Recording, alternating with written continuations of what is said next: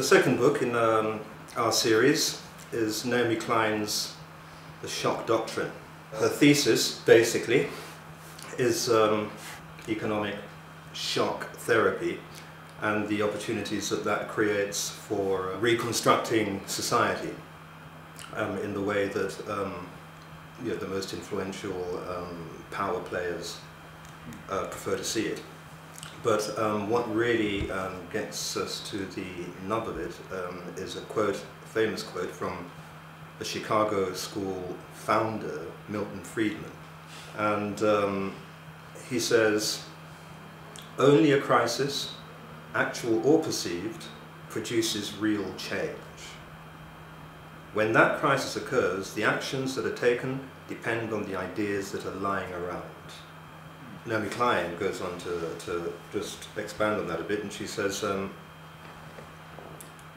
if an economic crisis hits and is severe enough, a currency meltdown, a market crash, a major recession, it blows everything else out of the water, and leaders are liberated to do whatever is necessary, or said to be necessary, in the name of responding to a national emergency.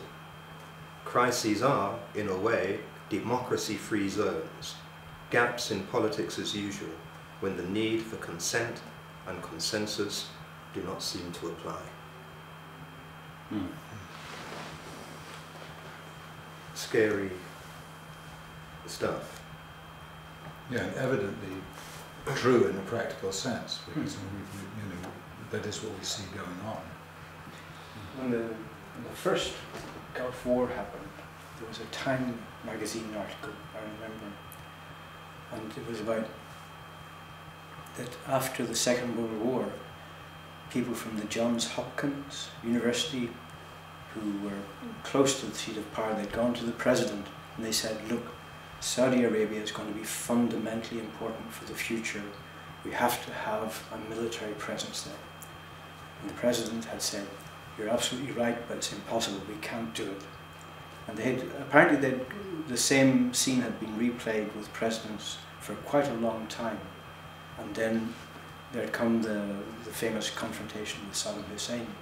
And Time magazine said, at the time, they said, the Chinese character for crisis is composed of two characters. One is danger, and one is opportunity. The way she's constructed her narrative is that she goes back to the 40s and 50s and psychotherapy and shock therapy in terms of as a treatment for psychosis. There was a while it was very in vogue. Yeah. And basically, I mean, this economic shock therapy is modelled on that idea that you can erase the personal history of an individual and reconstruct it in a better form, and that basically the same thing could be done using economic shock therapy, in which case it's not a case of waiting for an opportunity. You can use the levers of monetarism, basically, and monetaristic economic theory to create the circumstances, the shock that will then allow whatever politics is waiting in the wings to take over. It's one of those things for me, I see it as an application of something that because it has a real fundamental truth, even at an individual level, that in times of great crisis, that is actually where changes happen. Even, you look at anyone's life, there moments of crisis, whether they're economic or personal crisis, whether they might be. Those are actually times when change happened, and so in that sense, everyone is kind of biologically also programmed for that, or open to that. So that if you have the resources of wealth and power, then you can do that to a whole society.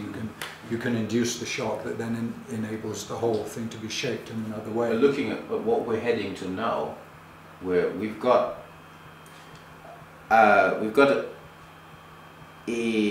banking crisis that was clearly created. Money was being lent to people that should never have been lent to. And no one wanted to do anything about it because they were all holding the buck.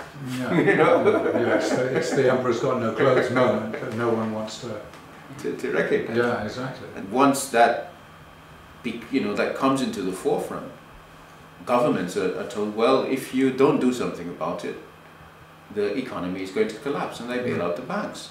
Going back to the shock doctrine, this latest crisis then, I mean, has it been enough of a shock? And if there's been a shock, where are the opportunities? What's happening? I think that what we're going through now has another element to it, because if you look back at the kind of scenarios that she's describing, they're much more manageable. But I think we're in a situation where it's kind of spun out a bit more than that, because actually it isn't something ultimately that you can manage, because you can't build an empire on the foundations that they put in place.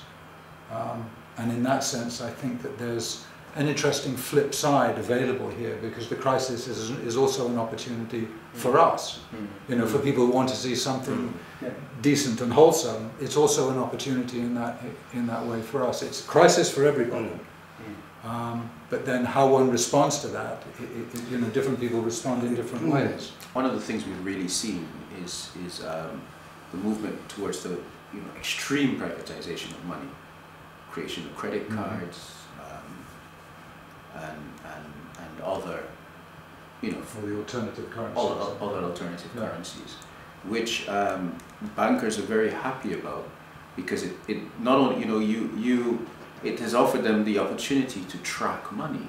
The money is all electronic. It's within the system, and it seems that what we're looking at is a movement away from money, which would be in your pocket, which you could have, and no one would know, and you had control over, to money which is the instrument of control. And what we're looking at now is that by the real deep privatization of money and creating computer money, what has happened is that it's now the direct control of individuals. And how on earth will you institute something like that? You need a crisis. The extraordinary thing is it's only a means of exchange. Yes. And all the things that have to be exchanged are all there. Yes. So there's no reason for anybody to go hungry. It's that quote from Cobbett, about banking and usury. It produced what had never been seen in the world before: starvation in the midst of plenty. So it's something hallucinating that it can happen when everything is there that everybody needs. It's all there. Yeah. But the money's not functioning. The money's not functioning. Yeah. Money's not functioning, but the people can still function. The people can still function. The earth still functions in that sense. That you plant the seed and the carrot grows. The danger is this paralysis that I've got no money and I'm in debt and I can't do anything. And my fear is, and it is a fear, that is by far the dominant condition of the population. I'll never forget images I've seen on television in the midst of our civilized country of adults climbing over children because of a run on goods in a supermarket. And at that point, whoever has the knowledge and the preparation to cope with that situation, they're going to be best placed. Well, I think it's the people who are best able to put knowledge into action who will be the best placed to communicate it and have other people buy into that. I think is the key. Book Talk is sponsored by BahaPress.com. To receive an exclusive 10% discount on any purchase, enter the code RTV-discount01 when placing your order.